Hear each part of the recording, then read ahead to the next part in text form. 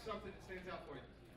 Well, it's, I'm interested in finding more information about funding and availability and networking with folks, so this is great. Got it. Okay, so Sherry, this is your first time here, correct? Yes, sir.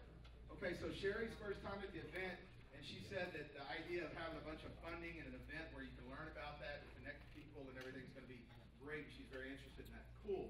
Here's what I'm going to warn you guys of. It's really, really, really important. We are in a time very similar to 2005 and 2006 where money is so available for investing in real estate that it's never been this way before, ever. In 05 and 06, in the Alt-A meltdown that hit January 1st, 2007, it was owner-occupied money. That's what melted down. We don't have that going on right now. But what we have going on is investor money at the highest level that I've ever seen. I got in the game in 1999. Now, I don't know what happened much before 1999, but I promise you it doesn't look like anything that looks like right now. We have the internet economy and a global thing that's going on at a high level. So if there's ever a time to get money, it's available now. The issue that's underlying all that, Sherry, and this is where my warning comes, is you got to learn to buy low, because people are hustling and they're overpaying for real estate, and it's a horrible addiction. I mean, it's ugly. It's ugly. I see it all day, every day. People are losing their ass and their assets. I mean, it's ugly. So just be aware of that. You can have all the money in the world, but if you don't understand the fundamentals of real estate, all you're going to do is go out and overspend and mispurchase. So make sure you plug in. Cool? What's else? What's something else stands out? What did somebody learn? Neil, talk to me about it. Something I've been hearing a lot lately and it resonated with me is the massive indiscriminate action, which is you tend to learn more by making mistakes doing something than you do sitting reading a book and trying to figure out how to take action. So let me play with your words a little bit. Is it really a tendency? It's way beyond a tendency. Guys, there is a book written on how to do everything in the history of mankind. And most of us have read most of it. The problem is we don't do what we're told. We're scared. We're scared of our own shadow. We're scared of what we heard. Somebody said, boom! Real estate's supposed to go down. I heard there's a bubble. What you heard is irrelevant, right? Are you going to live your whole life off of what you heard, or are you going to go know something? And the only way to know something, really and truly know it, Neil, is go touch the stove and know that it's hot yourself, right? So I encourage massive indiscriminate action. But if you practice the Outback philosophy of no money down real estate or OPM real estate, then you never have to worry about it. It's always somebody else's money anyways, right? But nobody's going to fund a deal that doesn't make sense external to you. So that'll actually make sure that you buy great deals. Are you with me? So massive indiscriminate action. That's good stuff. So let's get to the meat of the night. So Corey is a young man, a little older than me, but come on, he's way better looking. But I've never been accused of being the best looking guy on the street, so I don't have an issue with it. So John and I met him in San Diego quite a few months back, maybe January or February. And we started establishing a relationship with him because that's what we do. And we're always going wide with our vendors and our professional power team. And when we talked to him, we connected on a personal, interpersonal level and realized our values are the same. So that got us kicked off on the right foot. Since then, he's attended all the San Diego Outback events. He's come in, done stuff, shared with us, and we got some insight into his business. And we feel that because so many of y'all, and please don't let me project this on you, but I see it all day, every day. So many of y'all are scared to buy no money down real estate with other people's money that you just have to use your own credit, right? And since y'all want that, and it would serve you to have decent credit just in general, we brought a professional in that's basically, he does this. He takes complicated credit situations and he fixes them. And he fixes them at a high level. Is that okay? Now, did everybody come to hear breakdancing tonight or credit? Okay. Just making sure we're in the right spot. So with no further ado, Corey Goldstein, come on up. I was going to breakdance.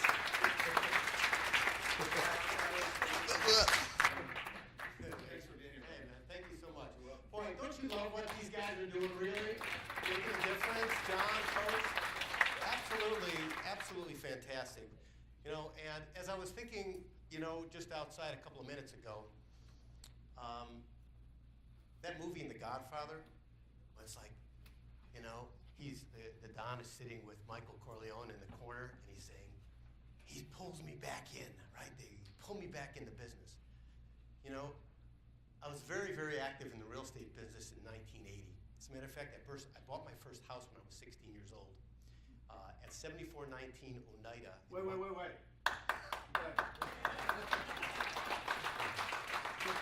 The balls that it takes to buy your first house at 16 is awesome. Good for you, dude. It was absolutely crazy. And in that moment, I really created a dream for myself. So who here's got a dream? Right? Anybody want to just share one brief moment what your dream is?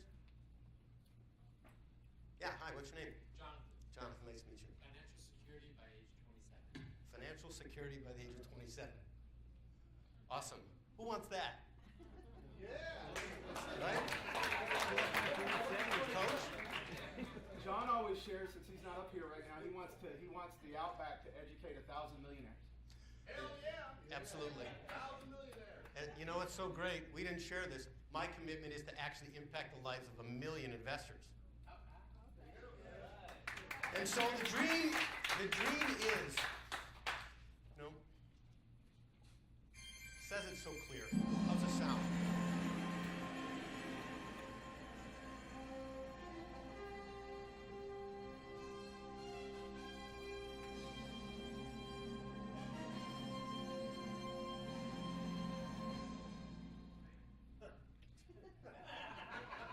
That's all there is. You can turn the lights on.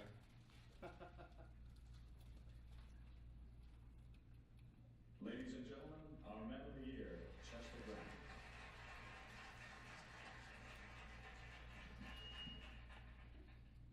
People always ask me what it took to get where I am today. What it takes to reach this level of success. Sacrifice. We make heroes of ourselves in the name of sacrifice. What we're willing to give up in the pursuit of a dream. So stop kidding yourselves. Go after what you want.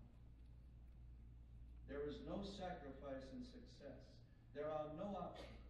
There is nothing between you and the goal. You see, if you succeed on your own terms, you don't owe anybody any explanations. But if you fail on their terms, you've got a lot of explaining to do. A man doesn't strive for greatness and embrace mediocrity. There is no compromise in a dream. Compromise is an excuse for falling short while you lay up on your couches in front of your TVs with your remote controls and your glasses of beer watching somebody else run with your dream. Your dream. So do me a favor.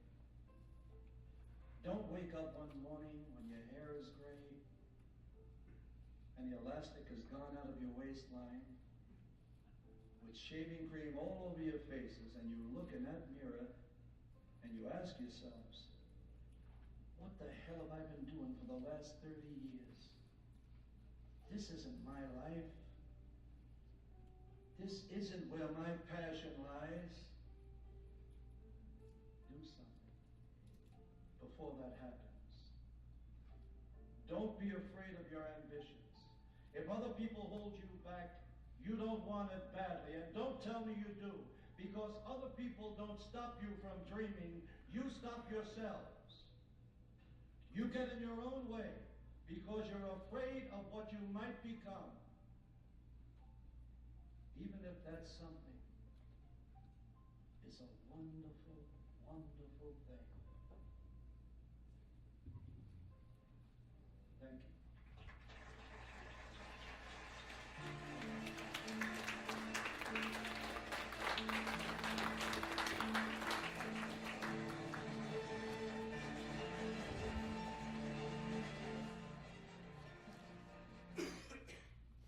You know, I love this country. Who was moved by that? I mean, I don't think you can't be moved by something like that because it's so completely human. You know? And I love this country. You know, I've never fought for anything like in the military. But I think this country gives us some extraordinary freedoms. If we really think about it, we're all here to seize the opportunity to tap into our dreams and our goals like we never had before. New possibilities are completely available to us. If you remember the scene, anybody remember the scene? Ever see that before? Anybody know what that was? Signature of the Declaration. Declaration of Independence. It's actually 2 days before. And why was this such a big deal? It was such a big deal because the 56 men that put their names on this document got sick and tired of the tyranny from King George III. And what it was we got sick and tired of getting controlled and getting ruled and getting dominated. And so they took a stand for what really matters. They took a stand, they drew a line in the sand, and they put their names on that document. And that document, in that second paragraph of that document, I'm going to read it, because that's the one that's most heavily quoted. We hold these truths to be self-evident, that all men are created equal, that they're endowed by their Creator with certain unalienable rights, that among them, these are life, liberty, pursuit of happiness. What's unalienable, right? It means you can't take it away, right? So this is going to be something to participate because I love, not so much seminars, but I love workshops, getting in the dirt, getting in the dirt of it. So I really am requesting your participation in this, and so I'm all about ethical bribery. And so, I am from Chicago, so that's how we roll. So I have the most easy things, Starbucks cards, right? I have $5 and $10 Starbucks cards, but here's the thing. I only have a number of, 10 Starbucks cards of $10, and I'm going to have you vote. When somebody says or shares something that really that moves things along, right? That's really insightful. You can vote if you want to give them $10 or her $10 or not. Otherwise, 5's good enough. Fast forwarding from 1776 to the days of Norman Rockwell, right? There's far less government regulation than there is today, right? Life was good. We knew that government was still present, but there was a balance there. I wasn't living at that time, but perhaps some of you were, right? Government protected us. And as time went on, it kind of feels like this when you're dealing with governmental agencies, right? It can be really, really painful getting tossed around like a bag of potato chips. So has anybody ever experienced the runaround, right? Dealing with, either the credit agencies or dealing with a creditor. Has anybody ever had that? Yeah? What was that like? You don't even want to answer. What's that? Yeah, it's brutal. It's brutal. So somehow we gotten off course. How do we get off course? How do we get here in this moment? or maybe here. I don't even know if there's anything to say about that. We're screwed. Thank you. Exactly. Maybe that's a thing to say. So what do we do now, right? We have this profound, extraordinary opportunity in this moment right now to carve out something new, carve out a new future. That's what John and Coach designed this for, to support you to cause a new future for yourself and for your family and for your kids, to stand for what you really want. And as a result, guess what? You got to take new actions and you got to know the rules, right? And so, in looking at these distress-motivated sellers, and they're all over the place, and we'll learn a little bit more about how to find even more of them, right? My goal, my intention today, what will happen is you will find a way to be able to close more real estate deals today with what you get, which is going to go right to the bank account.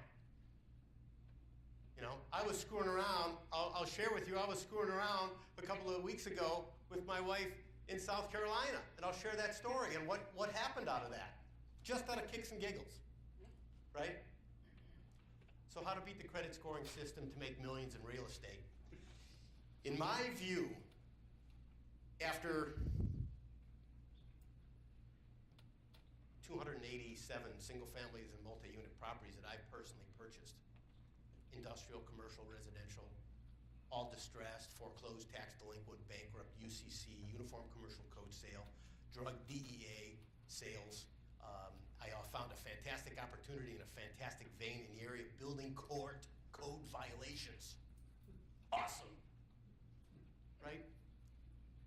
We want to have you think about new ways in which to catapult your practice.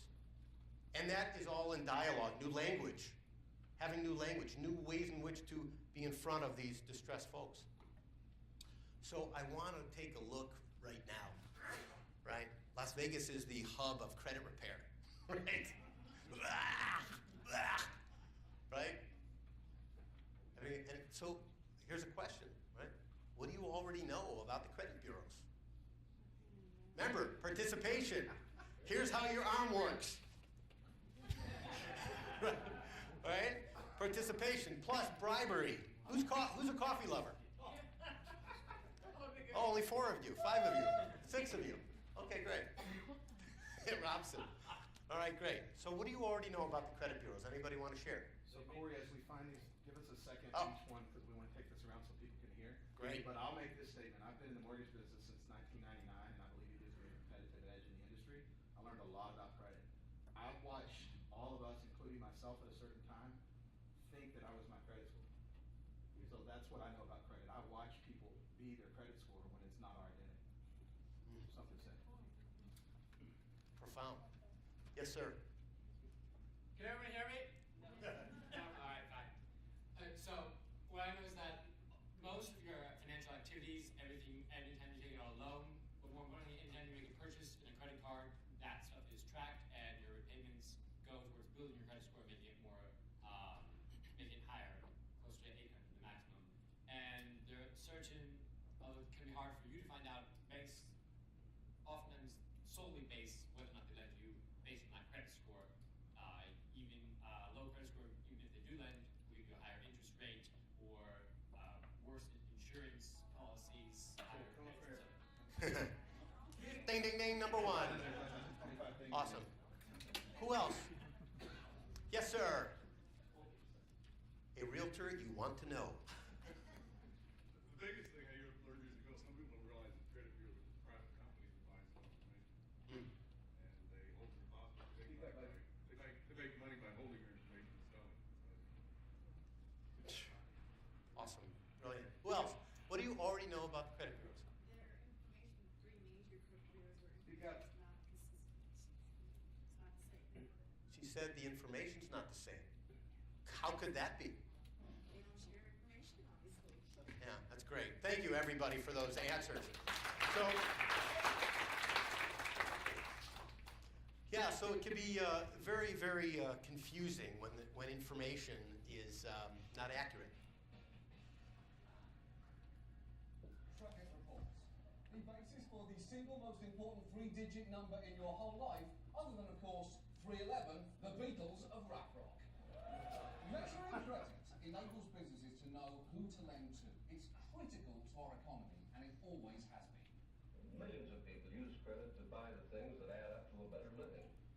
Well, there's sure a lot of things that I like to buy for better living. How about giving me a little credit? Nobody gives you credit, John. Love that. First, you have to develop your character. You have to have capacity to pay your bills. And third, you need some capital. Scoring high on these 3 C's is essential to earn a good credit rating.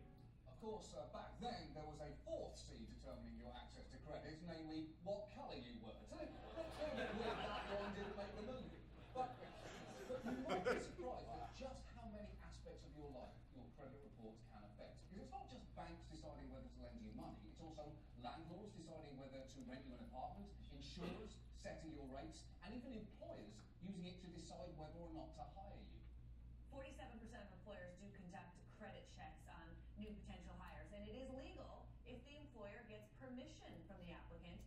That's right, nearly half of employers delve into credit histories when hiring. And just look on Craigslist, because you'll find credit checks are required in all sorts of job listings, from managing a Benihana in Cincinnati to this one, which reads, who Who runs those fireworks tents? It could be you. Application with good credit check required, which is clearly ridiculous. They don't need to bring credit into that job. They just need to ask the question, what do you think of fireworks? And then hear the answer, fireworks are f***ing sick, bro.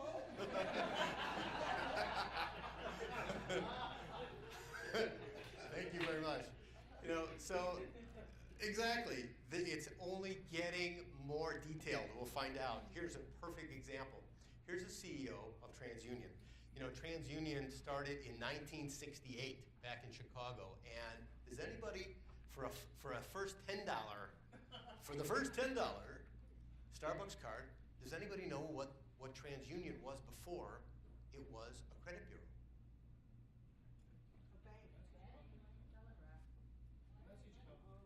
It actually was a tank leasing company called Union Tank Car. They used to lease train cars across the country. They bought a company called CBCC in Chicago, which was an very old school data mining company that literally had 3.6 million pieces of data records that they would write on by hand in 400 7-story cabinets. And they would follow this by hand. It's always been the acquisition of information to use against us, right? Welcome to our world. And now here's the thing. If you look in this article here, let's see if my thing is working there. Okay. Well, in the area, it says, if you can make it out, data is now being sold. Currently, TransUnion has data on 650 million people around the globe. They're selling data to financial services companies, which we know, insurance, etc. Get this, now police agencies have access to our own credit report. With Steve Croft. To speak with a representative, please press 3 now. Stephen Croft, K-R-O-F-T. I have a question about something that's popped up on my credit report. There's some information on there that's not correct. As you were reporting this story, did you get a sense of the kinds of frustrations that consumers go through when they have an error on their credit report? Besides having financial consequences, the whole dispute process takes an emotional toll on people. This was supposed to have been taken care of a couple of years ago, and I'm certain that at one point it was deleted from my account. It's just really hard sometimes to get these things fixed. You feel like you're up against this machine and there's no way to break through. What page am I supposed to be on this? I'm having a little trouble with the website. After a while, I think sometimes people start to question their own sanity. What confirmation number? I've never lived at that address. So we decided to show the viewer what it's like. If this scene looks familiar, or if you think you might have a mistake on your credit report, shoot yourself. No, don't do that. So as we look back, did we lose a vision of these 56 men? Yes. Oh, yeah. Long time ago, we lost that vision. And so the real estate business is that last, well, there's many businesses, right? For the average guy, the average person, real estate investment business is the most extraordinary opportunity to get involved in to build long-term wealth and massive cash flow. So what happened? How did we get off target? I believe it's the three buffoons, the banks, the bureaus, right? Exactly, and Wall Street. System failure. Okay, great. Let's say we have a system failure, the whole thing. Now what? How can we use it to our... Yeah, man. That's where I'm starting this conversation. Right? How can we kick some major ass in spite of the circumstances going around in the world? So I'm going to share with you about one of our clients. Right? He's the CEO, living in a Newport Coast, $5 million home. First mortgage on, beautiful wife, kids. I've met them, very sweet people. First mortgage of $1,750,000. Second mortgage of $750,000. Right? House is worth $5 million, so he's got how much equity? Yeah, he does. Money man. Exactly. So he's doing fine, right? Now he banked at Citibank for years. Anybody bank there? Okay, not so many. Well, what he did was he was wooed, right? He was wooed over into Wells Fargo, right? So I have a question for you. How many commercial banks, Wells Fargo being one of them, how many commercial banks actually exist in the United States? 6. Anybody? 5,260. 5,260. We didn't expect that number. Right?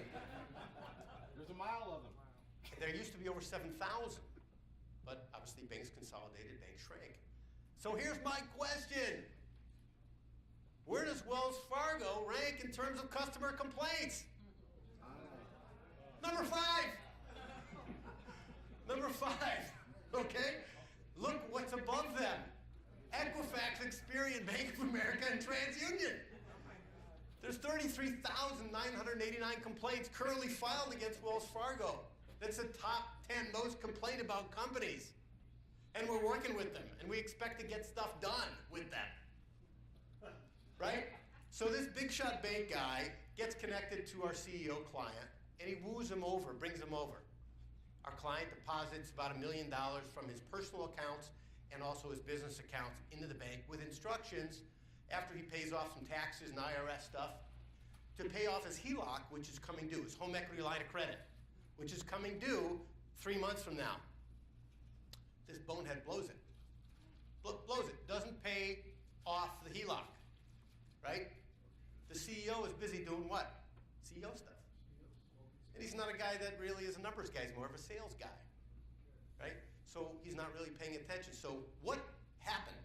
What's predictable? If you don't pay your HELOC, what's predictable? Exactly. 7 30-day lates, showed up on his credit report, bring his credit scores down from the high 7s down to 571. How many days late? 7 months. 7 months late. His note is due. He had a 10-year note, ballooned, didn't pay it off in time. Now he's got how much equity? $2.5 million. And he's now in foreclosure. Right? Well, here's my question. And that absolutely could have been an option, right?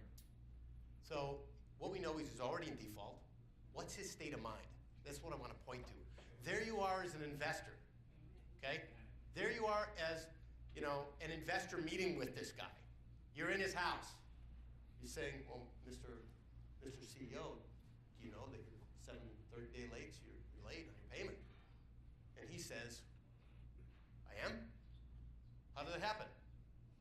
Any sellers ever give you a denial? Wasn't me. That guy was supposed to make the payment. So a state of mind. Now imagine you're the CEO, and you just learned that your home with $2.5 million in equity is in foreclosure.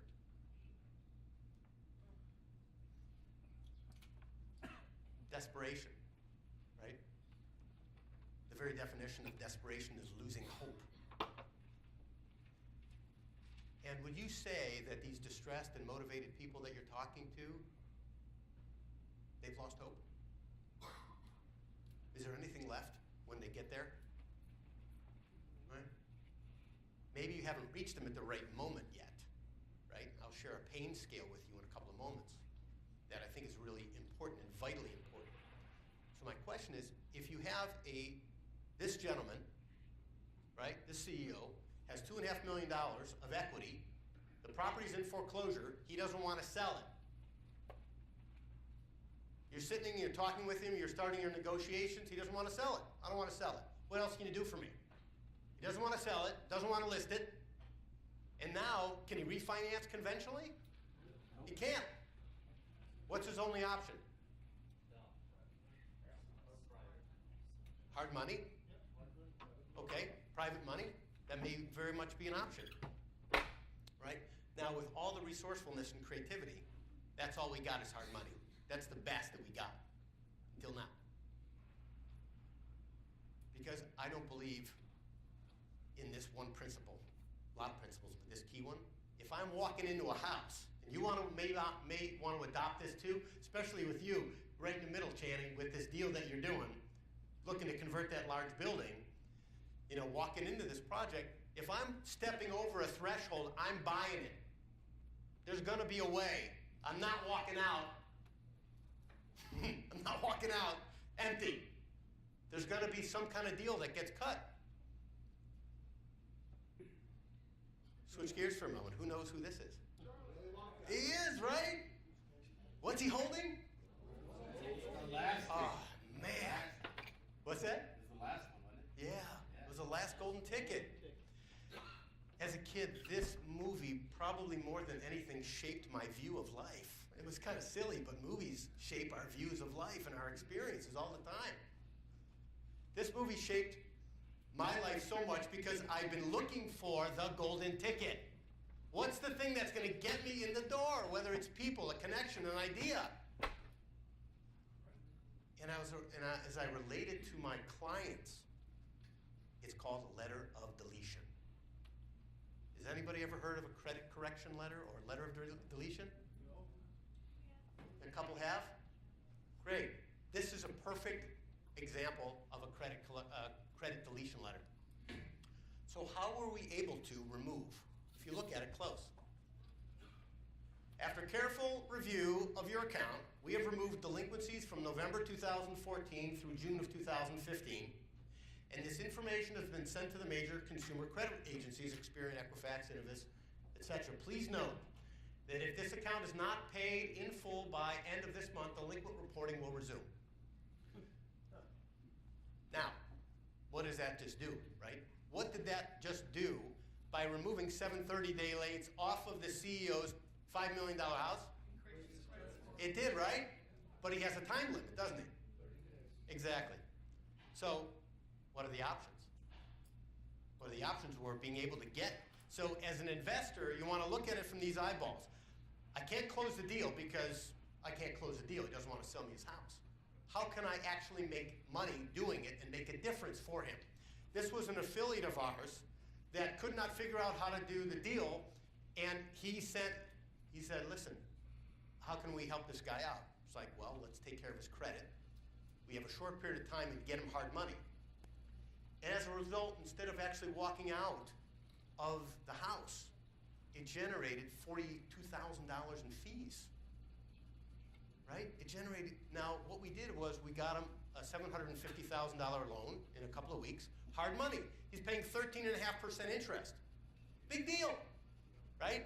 He doesn't care because he's got $2.5 million in equity, number one. Number two, his credit's at 800. He can refinance in 6 months. He's golden. You just made money and you didn't walk out of the house saying, I couldn't close it.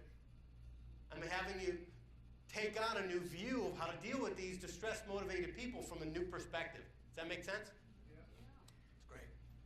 So, when you have a deal that you're working on or focused on, the number one view that I always look for, maybe it's my last name. My last name is Goldstein. I don't like to pay retail for anything.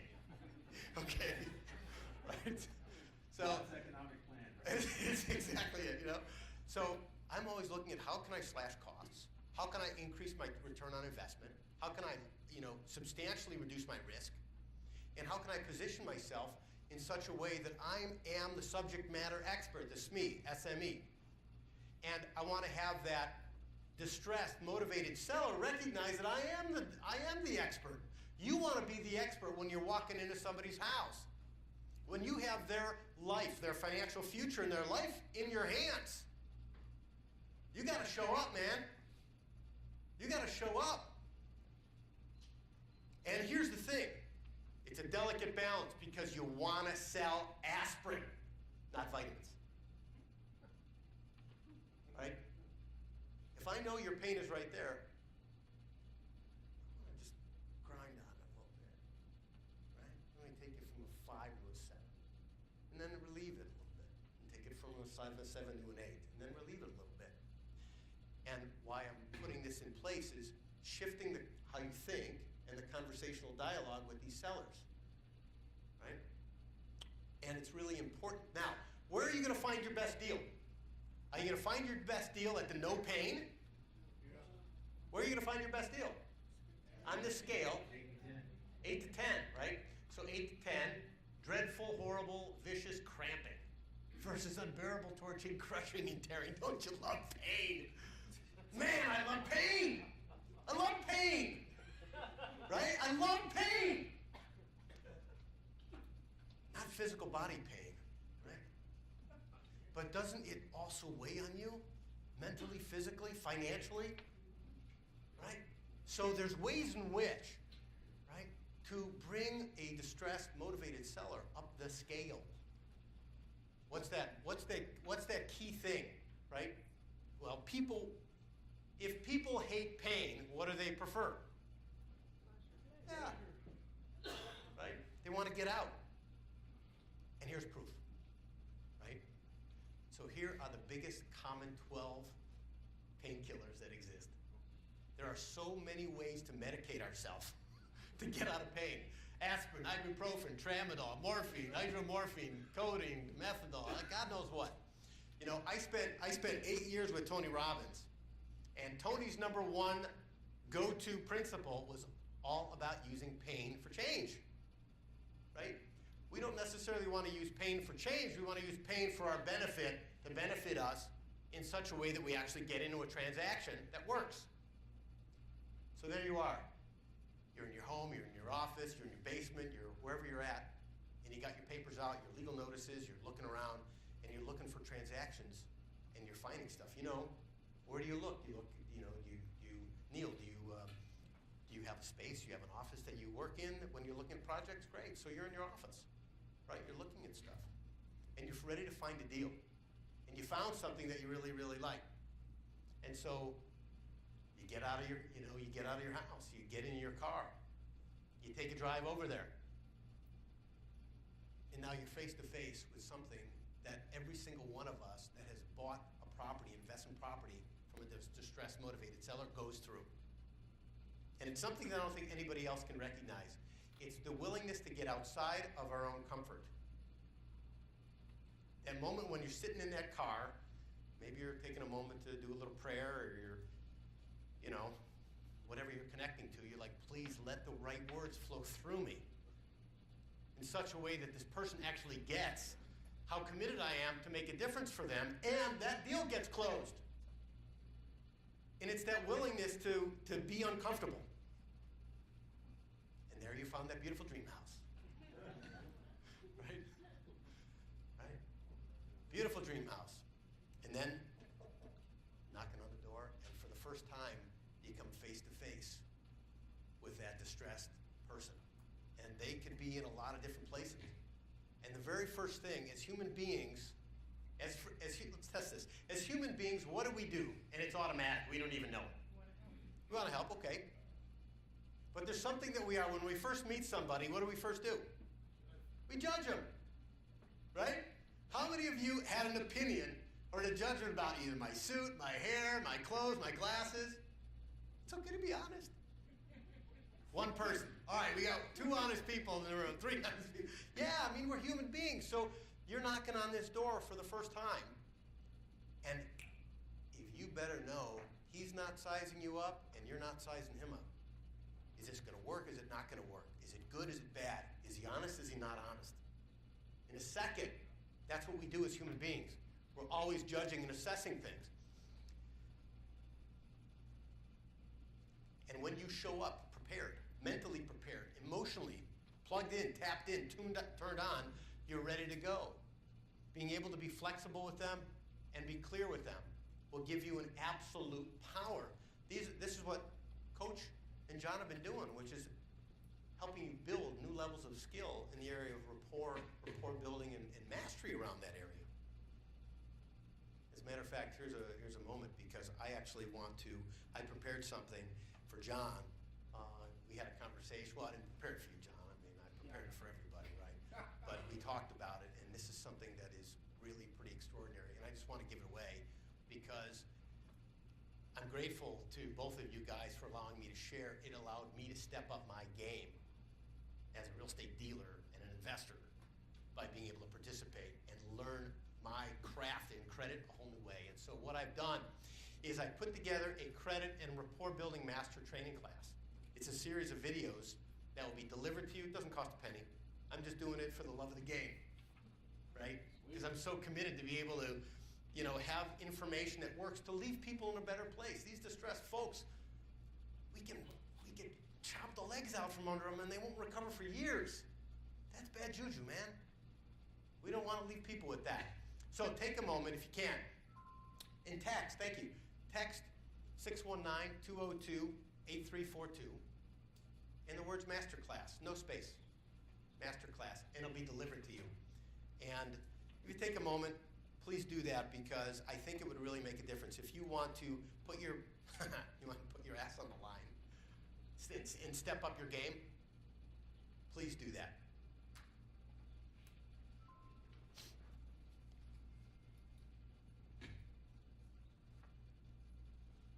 So let's take 60 seconds to really distinguish once you're done with that. Let's take 60 seconds to distinguish what do we already know about the person that we're dealing with, right? What do we already know? Now the intentions are to have it be a workshop, so I want you to actually put your brain to work, right? What do we know? And then I want to take some shares from you about what you've distinguished. So let's take 60 seconds. And think about all the things that you know about that seller or that individual whose door you just knocked on. What do you know about him? His state of mind, what he's dealing with.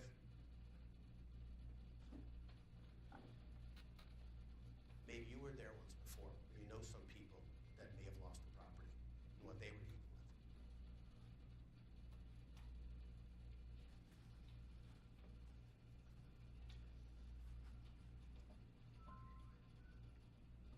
Does anybody want to share? What do you already know about this guy? Yes, sir. Their property's been sitting there for years and they haven't been able to sell or do anything with it, so they're distressed, looking for other options. They've already expended what they think are all of their options, so they're sort of backed into a corner, nowhere to go. They don't have any support, so they're sort of at the end of the road. Man, you're going to be coffeeed up, brother. Awesome. Anybody else? What do you know about this guy? What do you really know as a human being what he's dealing with? Come on, guys. When Coach? you're talking to DMF sellers, what's the conversation? What's their mindset?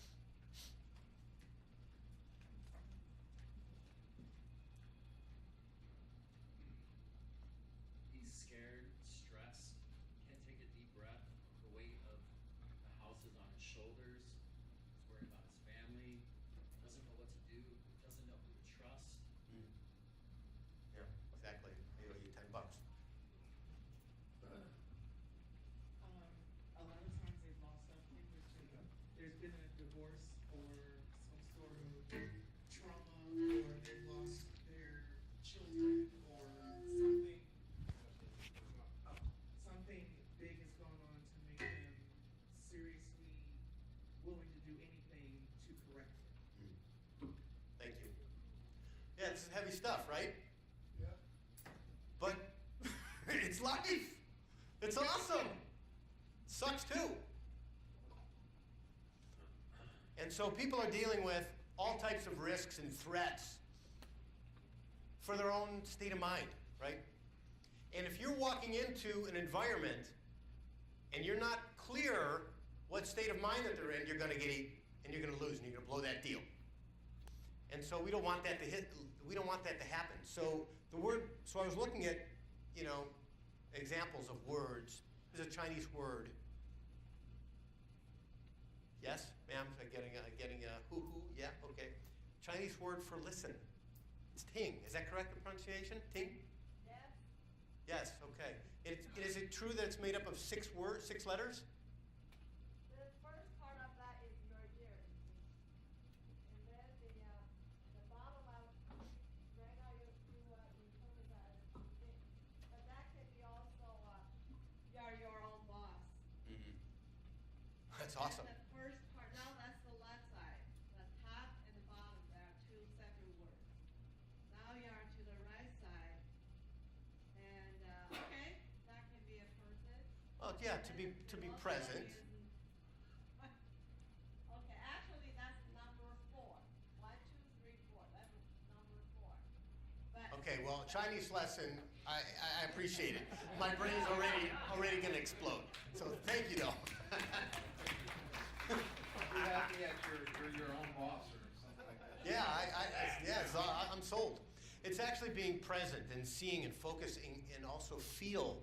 I mean, if we're not empathetic to these folks, it's not going to go great. So here's a perfect example. So May 1st, my wife and I were kicks and giggles. We were in South Carolina, and we were in the county seat called York. It's there's not much going on in York. But we decided to, for kicks and giggles, go to the county courthouse and see what was coming on the auction blocks, just to see what was going on. We had some spare time. And there was a property that we saw that was listed in the notices. Anybody track foreclosures? Foreclosures, a couple people? Yeah, okay, very good. So this was a notice that was published in a book. And something was off with it. Something just didn't feel right. So for, kicks and giggles, again, we decided to go and drive and take a look at the property. Took a little time to find it, but we found it. It's a 4.1 acre piece of property, and it's got 3 houses on it. And when we found this, it was about 3:45 on Thursday, and the foreclosure sale was Monday. Right? Short period of time, but not really. And so what we did, we drove up to the property, and we had an opportunity to meet the gentleman. And he's really just a fantastic guy, and just a fantastic guy. His name is Roger. And Roger, he's an amazing guy, really, quite frankly. And he went through a number of hardships. Got divorced, lost a business, pretty much gave up on things. Anybody ever seen a house like this before? What's that? A lot of them.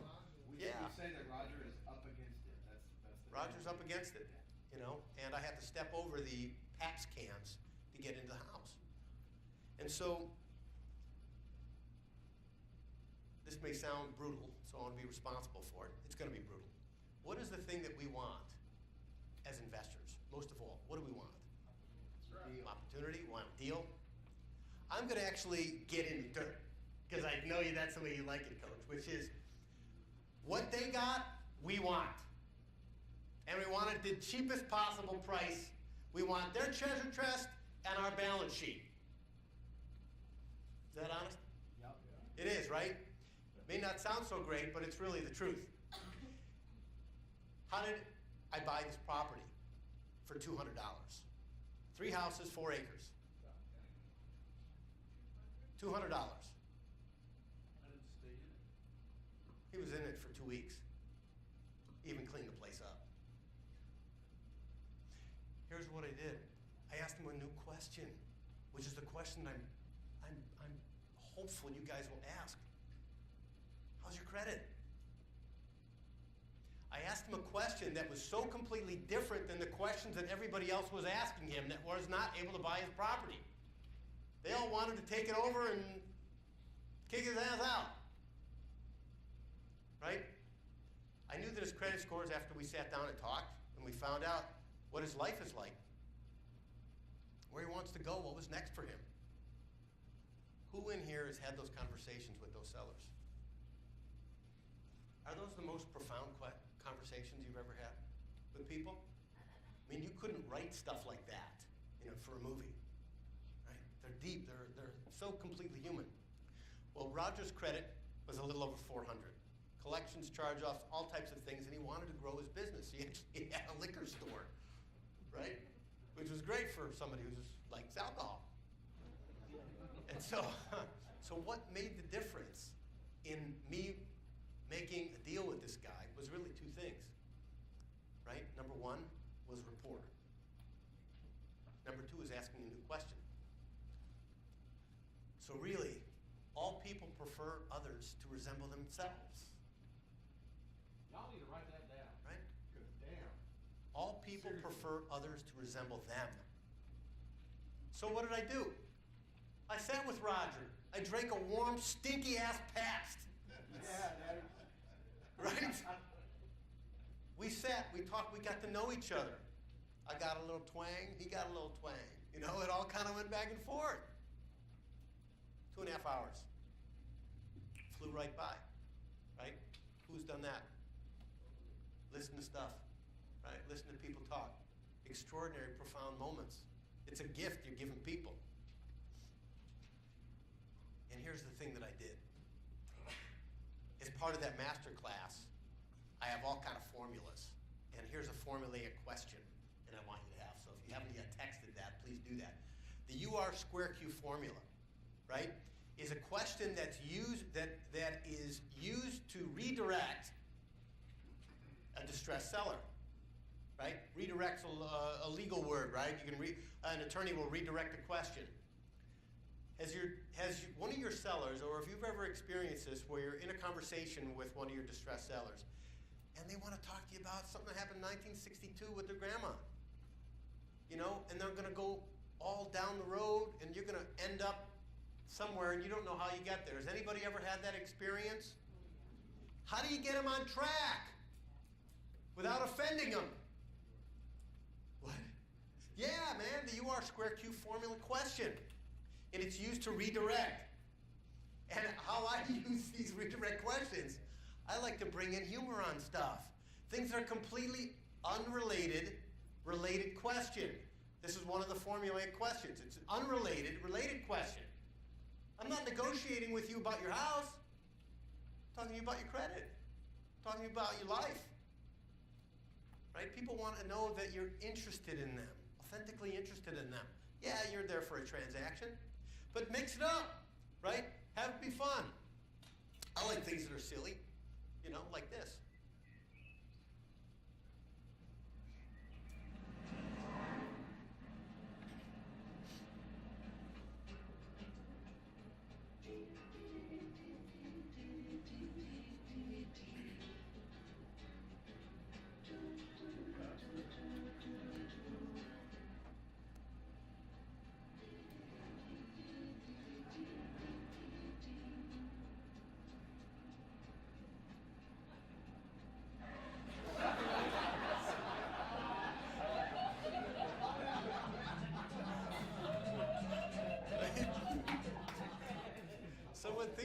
So when things get a little heavy, you know, I can get significant. Oh my God, can I get disgustingly significant, right?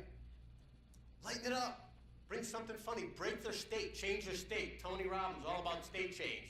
Shift the questions. $200.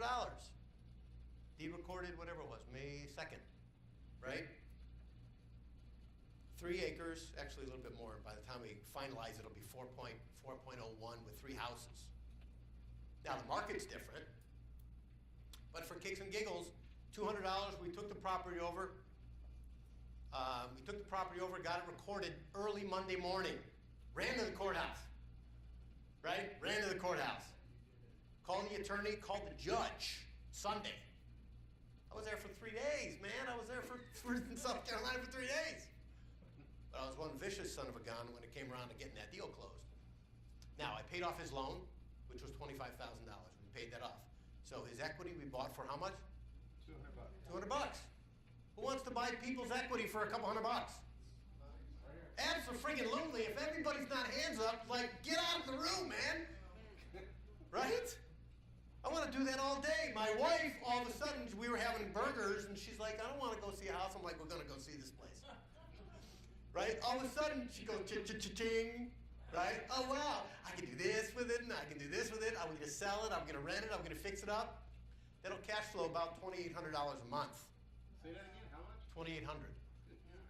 All 3 houses. They're small. Not bad. It'll take about 15 grand a rehab, maybe 20. I have 45 with taxes and da-da-da. Say I've got 48,000 in it, and it's cash flowing, I'm saying I'm wrong, at $2,500 a month. What's the ROI? A lot. Huge. It's killer. All by asking a different question. I didn't have anything different or unique than any of you. Nothing, man. I walk in there with these, I walk in there just like you do, with some ideas and some creativity. And I knew the access to his problem was how I could permanently solve his credit issue. Because I knew that if I wasn't going to be paying him big money, I had to add some value somewhere, right? You've got to add value someplace, because if you're not adding value anywhere, what good are you to them? You got to do something completely different than every other god-darn investor that wants to rip their property out.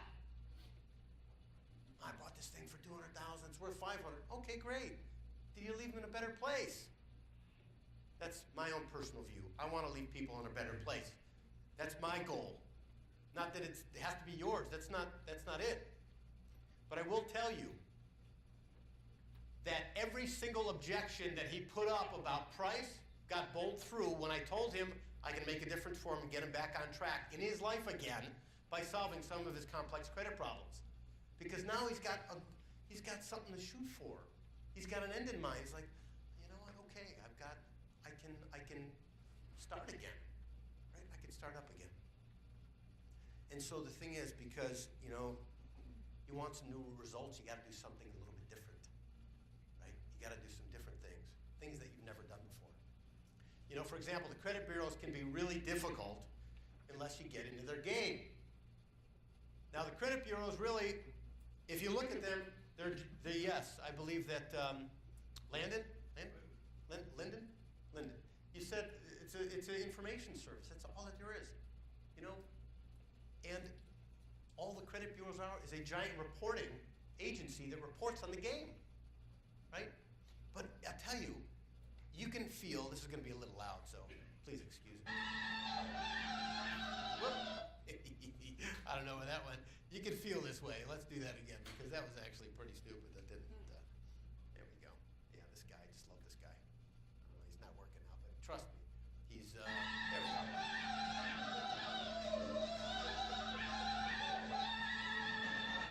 Now you can feel like that after calling the credit bureaus, right? Or any governmental agency. But when it comes right around to it, the credit game is really between the consumer and the creditor, not the credit bureau. So why would you ever, credit repair industry, deal with the god-darn credit bureau?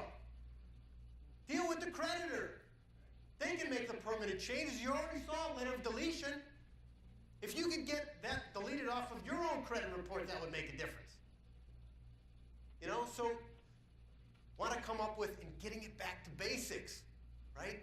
So you want to ask this UR square Q formula question, which is how is your credit, Mr. Seller? Get them back on track. It's a state change question, right? And then when you start negotiating with people, you don't want to end up in a situation like this. Oh, you don't want to end up in that situation. Pardon me. Talk amongst yourself. Okay.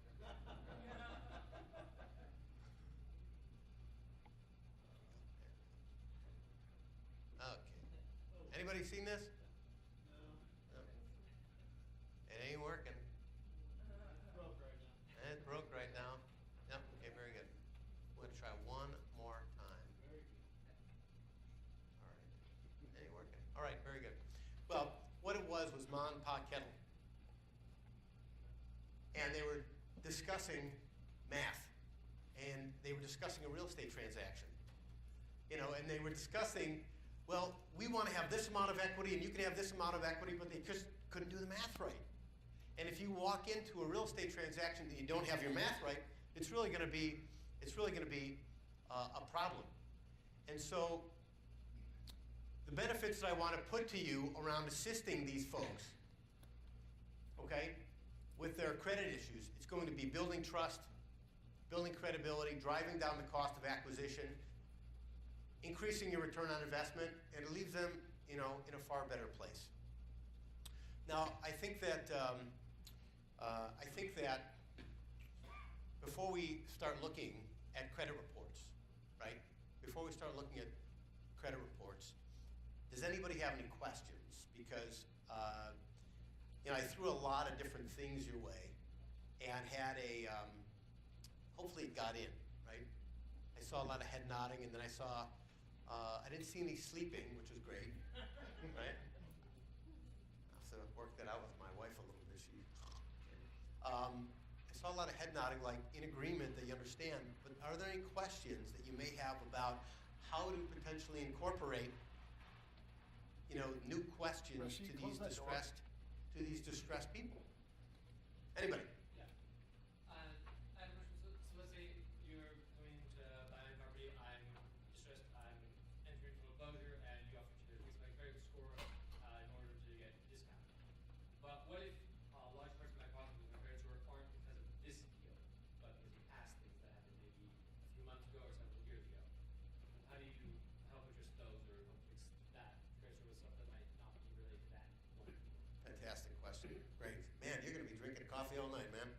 That's great. So, you're welcome. Thank you for the answer. It's completely unrelated, right? Your credit bureau is a big, your credit report's a giant snapshot of your past, not your future. It's a giant snapshot, really, of your present. So if that seller is currently in foreclosure, the probability of removing or negotiating the removal of those late payments while he's currently delinquent, that's tough. But there are other issues that can be done to increase credit scores, right? So there's all kind of ways to do that. So he may, like the CEO I was showing you, he had a couple of other small issues that we took care of very, very quickly. It made a difference for his overall credit score. So it may not necessarily be the property that's in foreclosure, right? But it could be all these other ancillary things that have happened in the past, right? And that can still make a difference in the scores. Corey, can I make a statement real quick? Yeah, that answer your question? So one of the things that we talk about a lot in some of our sales classes and leadership classes as far as influencing people is you use something called a redirect. You call it a completely unrelated redirect, right? And what Jonathan, being brand new, I think he said you're 18, bro, from DC, right? Like brand new to this game, and you probably don't have context of what these sellers are dealing with. Everything's black and white for a lot of us. I live in my home, I'm losing it, help me save it. That's not possible. This guy was in South Carolina, he was 4 days from losing his home, and he's in the middle of his room slamming beer. There's not going to be just Superman come in and fix things for him, and even if he did, he would fumble Superman fixing things. And we've seen it over and over and over, so you got to redirect him to a different conversation. And Corey got his attention because he said, hey dude, I realize where you're at, it's really unfortunate, and they hung out for 2.5 hours and drank stinky beer. And then in that connection and rapport, he was able to redirect him and take him to a new conversation where he had hope for a future while I'm losing the shit out of my house. Right? He can't save his house, but he can build a relationship to give him hope. And that's 99% more than anybody else did. Because nobody else gave a rip because they were attacking the property and trying to steal it from him. And the fact was he was going to lose it. So $200 was $200 more than he was ever going to see. I just want to put that in context for everybody that's not picking that up. Thank you. Yeah, that's great. Well, Superman did show up. Yeah, right. I didn't have my spandex on. Yes. With all the fly-by-night companies saying they can repair your credit, can you clarify something? Because I used to be in the mortgage industry, and I didn't know if this was true or not. But a lot of companies would say, just dispute everything on your credit. And from what I've heard from the credit bureau is they consider that harassment because no one makes 100% mistakes when they go to work. They may make 1 or 2 mistakes, but never 100 mistakes. And with the addition to eOscar, how does that pan out? Is that true? And aren't you hurting your client if you tell them to just do all, let's say you have 10 trade lines. If you dispute all 10 at one time, aren't you raising a red flag when you freeze your account? Or maybe do a third at a time? Could you talk on that? Absolutely. So you pointed to 4 things. Okay, so I want to clarify things. So when you freeze your account, you dispute something, right? Has anybody ever disputed anything in a credit report? Okay. And what happens is it actually it doesn't get removed. It could get removed from your credit report, but it doesn't get factored into your score, right? Until something else happens, like the creditor re-reporting, which is usually going to happen. If you take a global view and dispute everything, saying that everything was unverifiable, inaccurate, and erroneous, those are the words that the credit bureaus like, they're going to come back with, maybe a couple items will get deleted, right? And they'll come back on again. And if you continually dispute those things, in all likelihood, they'll just shut down that account. They'll send you a letter saying, unless you send us something else that's got some kind of authenticated information, we're not removing it. Not happening. Right? That's why I'm not a big disputes person. Right? Never really liked the disputing process. That 60 Minutes clip said it perfectly. It's an absolute nightmare. So, and you also mentioned the word eOscar. So eOscar is an electronic deletion. So do you think that, how long does it take, in your view, to remove something off of a credit report? Or let me ask a question. How long does it take for the credit bureau to delete something after you dispute it? 30 days, right? So eOscar does it in 4, right? It's a tool that loan officers, loan professionals use to to maybe 5 days. They pay a fee, it gets deleted off the report. Permanent, gone. Right? So why would consumers not know about something like that? Right? So now, coming around full circle to your question, I'm completely against global disputing. I think it's an absolute nightmare. You could find yourself with far lower end result credit scores than you started with, because there's a process in credit called re-aging. Okay? Re-aging is if you dispute something from the past, like an old collection or a charge-off or a repossession or a mortgage late or a foreclosure, a tax lien, a judgment, a charge-off, P&L, something wonderful like that, all those great things. What will happen is the credit bureaus will pick it up and update it on the credit report in the month that you disputed it. So if you disputed something from, say, 2010, it'll pop back up on the credit report again. 2016, what happened to your credit score? That's why credit repair sucks. That's why credit repair sucks. That's why it's got such a shitty name to it, right? My intention and purpose is to completely wipe away that view in the way that I do that, right? Which is I don't even mess with it. I look at the low-hanging fruit. What's going to come off, right? We've got a list of like 3,900 creditors with names and people, and we know to go to how to remove stuff. That 30-day late from the CEO, that came off in an hour and a half. Charged him $5,000. How much was it really worth? Saved him $2.5 million, right? He would pay 50, right? So hopefully that will put things in perspective a little bit. Awesome, great question. Anybody else? I got it. Thanks. What's your experience on student loans? What's my experience on student loans? Oh man, student loans. Who's got a student loan? Say it loud, say it proud. She doesn't have a student loan. Come on. You have a student loan. You have a student loan. Okay. What's your student loan from? University of Phoenix. Okay. Is it an old student loan, or when did you initiate University of Phoenix? When did you initiate your student loan? 2003, she's had a student loan. Does anybody have a loan predating 2003 student loan? Oh, people. Oh, that's brutal. All right, let's figure out something about how to get you out of that damn thing. So, student loans. First of all, if you haven't renegotiated your student loans, there's a lot of great programs out there right now to renegotiate your student loan debt. There's student loan programs that get you down to 1.9. Who's higher than that? What are you at? What's your name? Sierra. Sierra, what kind of rate are you at? 5.7. How much debt? 39,000. Okay. I want to talk to you. Okay. I'll like totally hook you up with some people on the East Coast that'll help you out. So real quick, I want to make a statement. For somebody that's saying that, and we're all listening, and you're just kind of hearing surface level stuff. Understand, $39,000 against 5.5% versus 1.9% could change the game. That could be like a car payment a month. That could be a big difference. So don't minimize this stuff if you're listening. Share the information with somebody because it can benefit. That's huge. Yeah, that's great. Sorry you're going through that. Did you complete your coursework? Oh, yeah. And you're doing what you're doing? Okay, great. Yes. I'm at 50. You're at 50,000, and what's your rate? Well, I was at 40, and now they tax on $10,000 each student loan. So I've stopped paying. So you're at 40. They tacked on 50 because they love you so much. Actually, at 10 each, so it's now 60. 60. 60K. 60,000. Okay, got it. And what's your rate? I unplugged from the game, so I stopped paying them. So it's probably 5-6%. Okay, so he basically said, screw it, I ain't paying him.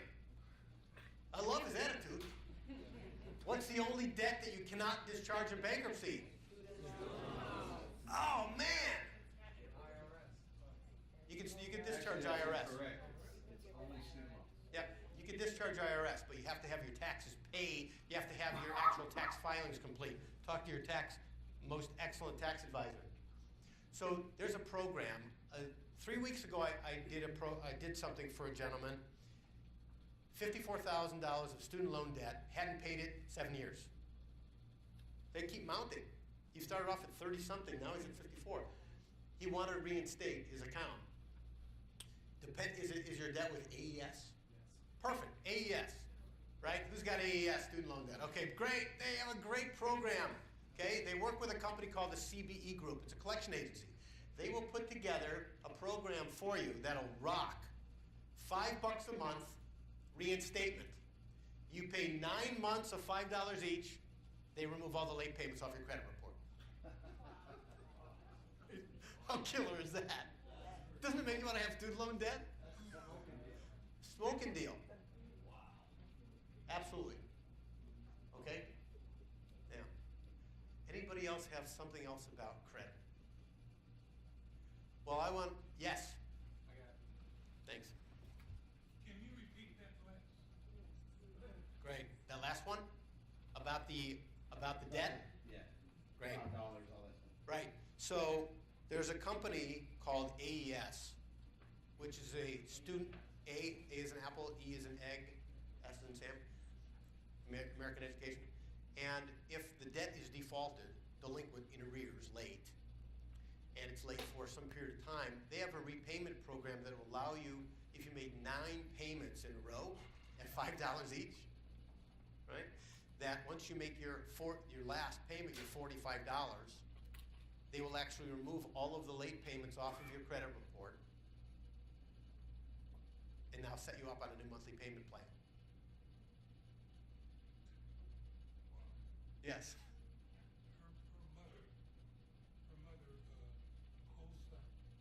Her mother co-signed for her grandson, and he hasn't done credit.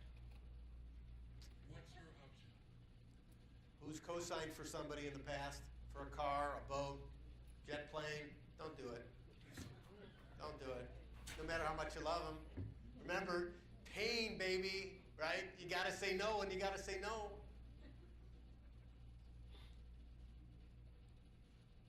How much does he owe? Maybe 10, 12 grand. Okay. Is she concerned about her credit? You are? Then pay it off. Get it reinstated, get the loan reinstated. Pay it for him.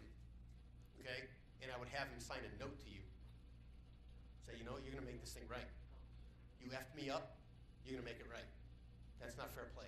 You helped him out. You can punch his ass out, absolutely. Go ahead. Sorry, pardon my language. Yes. So I expand. Speak up, Gary. Spend the time to expand your credit line. Yep. You're sitting at saying 806.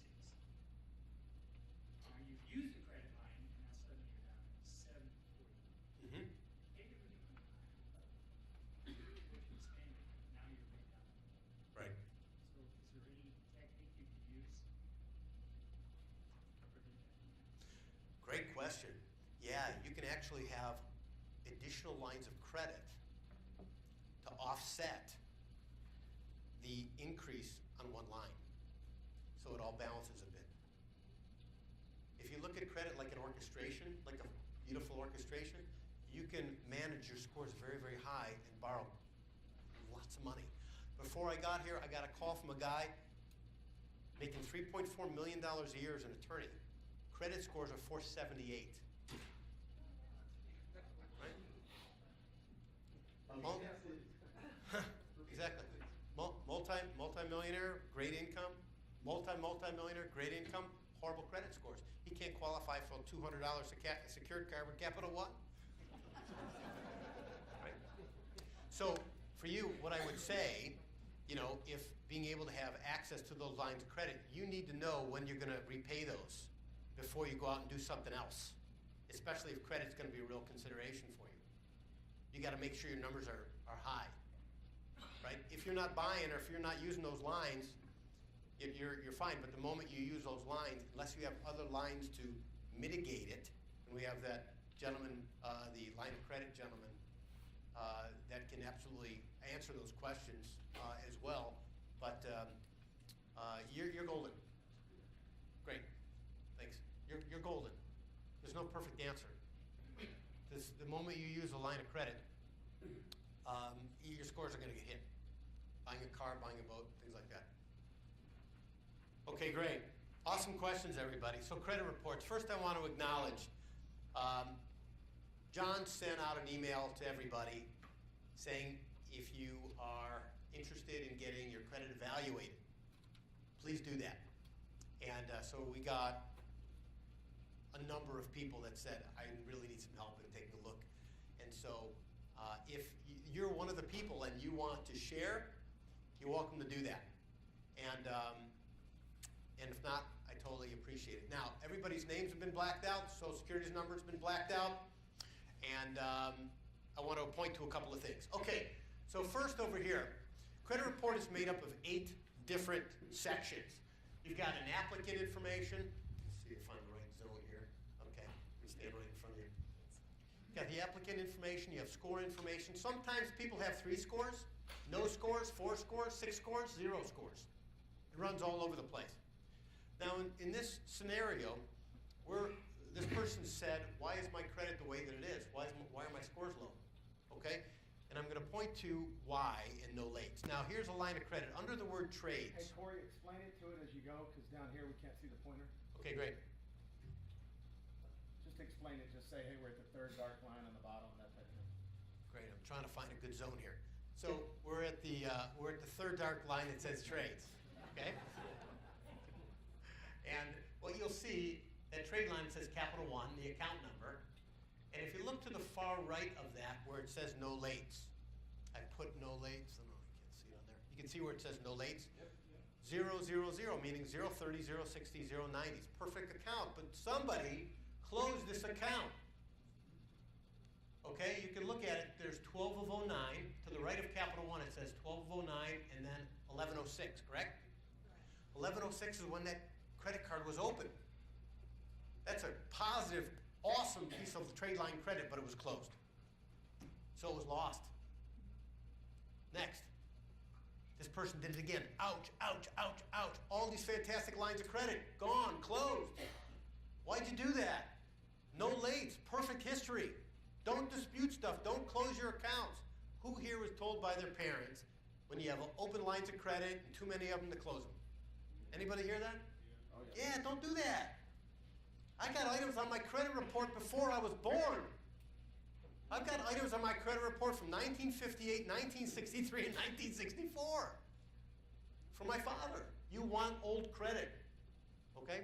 Now, under the derogatory section, which is the middle black section,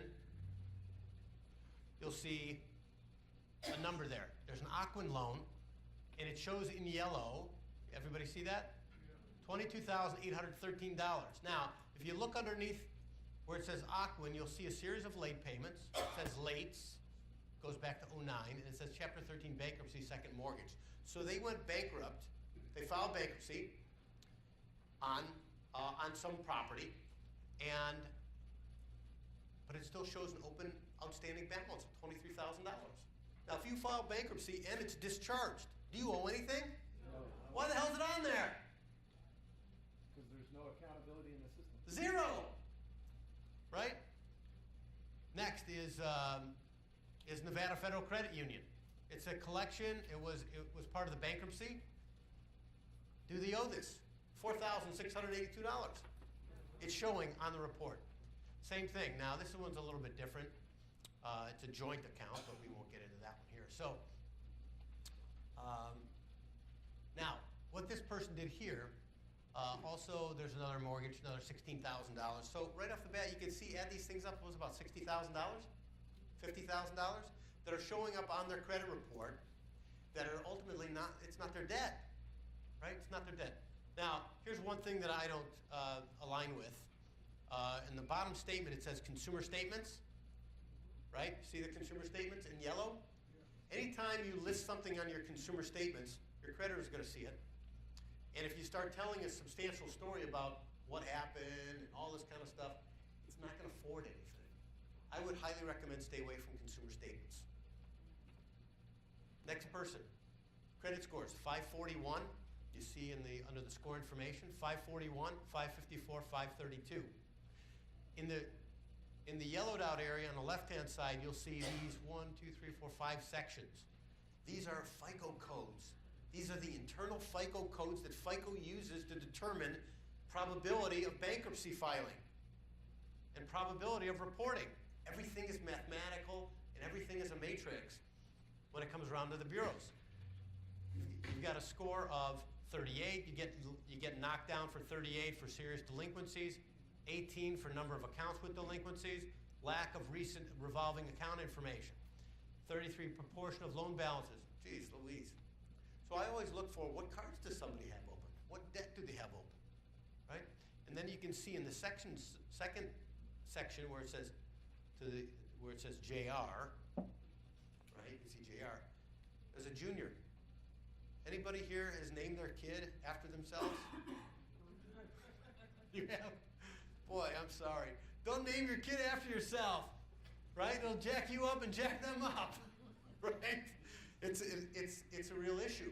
So the point is this person's not a junior, but he's got junior's credit information on his own credit report. Who's ever had a mixed up credit report with somebody else they know?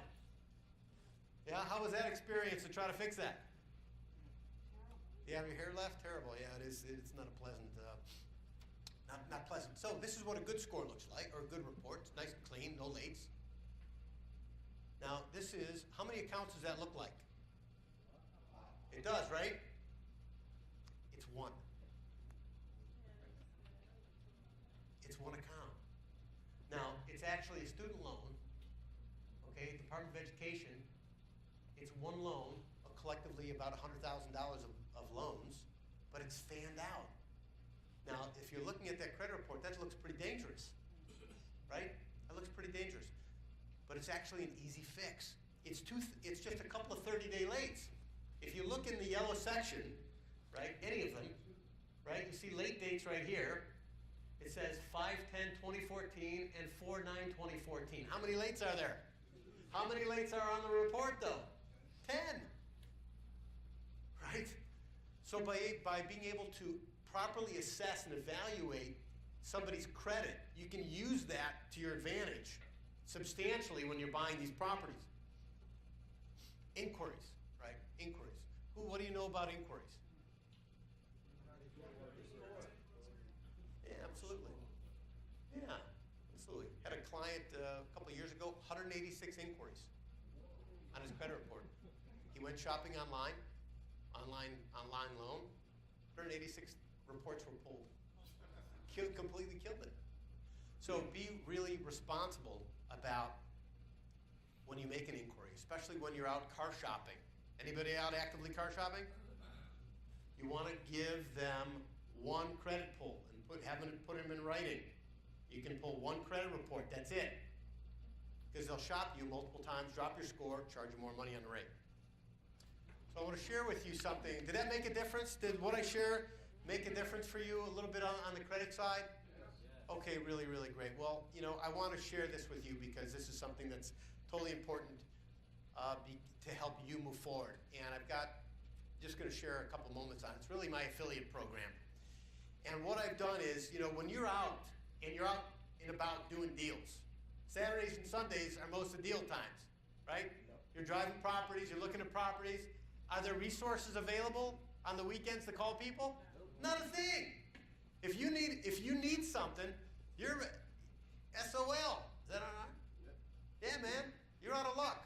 If you need something analyzed and looked at, you got nothing. So as part of this affiliate program, I put together a 7-day-a-week hotline to answer questions specifically around credit. If you're in the middle of a transaction and you need some clarification to negotiate with this guy, right? You now have a resource to be able to pull a copy of a credit report, review information to help your negotiation. You also get a weekly, I don't know, Coach, if you're active in this, but I do a weekly accountability coaching call, and it's all about being able to impact the quality and the performance of what you're doing out there, right? I have about 20 people on the line right now in different parts of the country. They call in the morning, and they set the week's intention. How are you going to cause it? What are you going to do? What are you going to do? Are you going to knock on how many doors, right? I have this monthly Absolute Insanity call, which we distinguish certain things around performance, right? We have a call coming up on Wednesday, and it's all about causing breakthroughs for you, right? Who can use a breakthrough in life, right? So somebody can define a breakthrough? It's an unrecognizable shift in what's possible. That's a breakthrough. You didn't know it was going to happen, and something happened that was extraordinary. And so that's what that call's about. You get my official, totally awesome, fix my report certificate.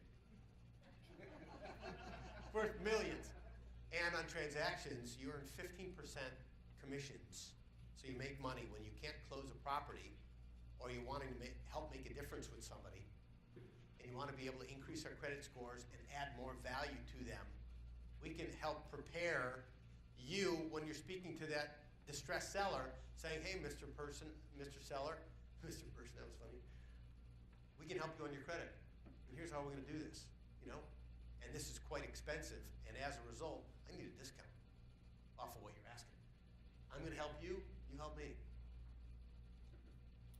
Now, I work out with brokers all the time. I charge them $599 a year. I've got 3,400 loan officers around the United States that follow my stuff, work with stuff.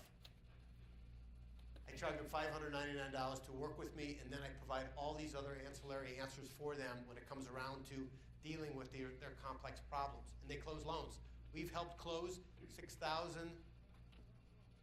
approximately 6,500 credit cases, over $3 billion in real estate transactions since 2004. That's pretty friggin' hot. You know, and my commitment is to be able to make a difference for you too, and help you qualify your clients stronger, better, easier, to put more money in your bank account. And so my offer is $199. If you want to be part of what we're doing, and I hope that you do, and you can cancel anytime. I just want you to get a sense of what's possible in working with me, right? That's what Coach and John want. What's possible? You be the judge. And I'm only going to offer that for 15 minutes, and I don't care. Like, you want to sign up, don't sign up, it's okay. No skin off my nose. You want to build a relationship? You got to pay the ticket to get in the door, right? Right? My ticket price was what I'm doing next. Go ahead, Coach. So real quick, just I like to tie things together for Yep. people that aren't getting it. So Mr. Dude, Mr. CEO with the cigar burning the money. Yep. $12,000, $13,000 mortgage payment, whatever it was. He's got $2.5 million in equity. His credit's trashed. He can't refinance. The guy that's an affiliate referred him to you. Yep.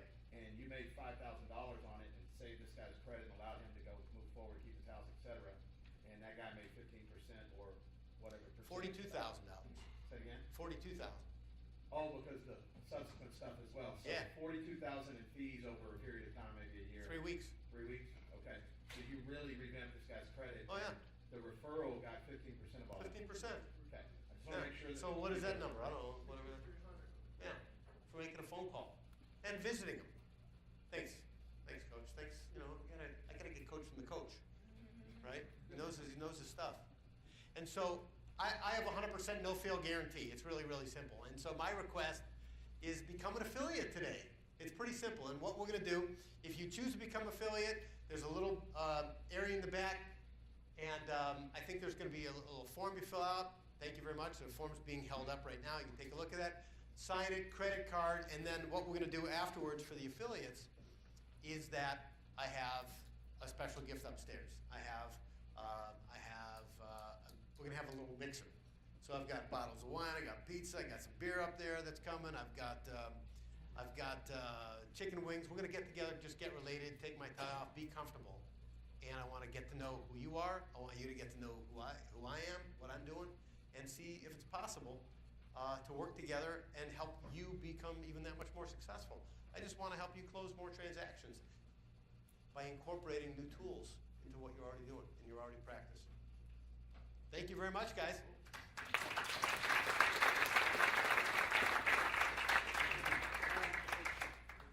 Hello, y'all. Okay, so you can hear me. Hang on one second.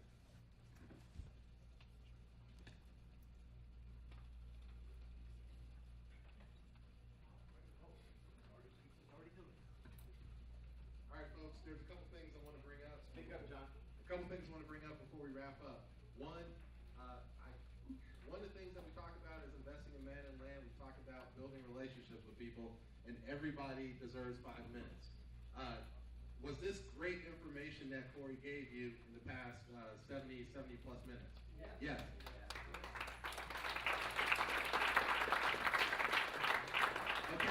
to give you the chain of events of how he even came to Coach's 9 attention and how the chain of events that brought him here to you. Corey sent me a message on Facebook. All right, hey, this is what I do, blah blah blah, and just looking to connect and this and that. Right? It sat in my, because I'm not on Facebook that often. It sat in my message thing for like a month. All right, had his number on it, and then said, hey, if you ever think, give me a call back. So I called him. We had I believe our first conversation was like 20, 25 minutes. Connected, eventually, and found out we had a lot in common. And then eventually, Coach and I had a chance to meet him while we were in San Diego. And then from there and there and there, the relationship built to the point now where he actually was able to share and impart his knowledge upon you. All right? From a small message that sat in my Facebook for a month. And I even called him and said, hey, dude, you probably sent this out like 3 weeks ago, 4 weeks ago. You probably don't even remember sending it, but whatever. I'm giving you a call back just because I finally had a chance to get to it. Everybody deserves 5 minutes. Understand that. Everybody deserves 5 minutes. Because you never know what's going to happen or what can come of it.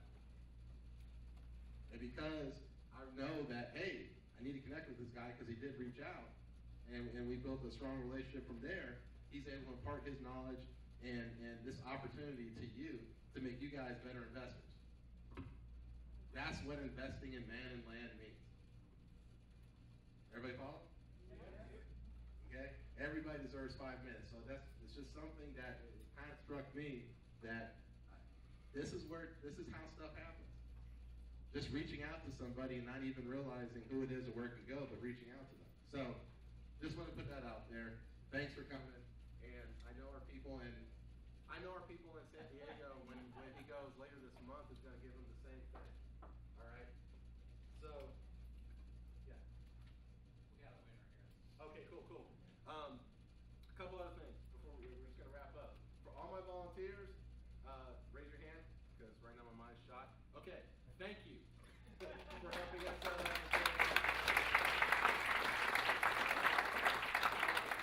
when we break up the guys that are tearing down, go ahead and start tearing down, and then we got other stuff going on. Anderson Advisors had a raffle, and go ahead and quickly say who it was and what they won. Get in the mic. Sue!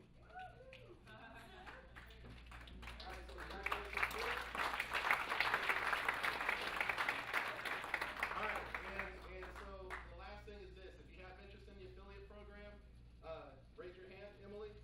Emily and Corey will be back there. They'll square you away.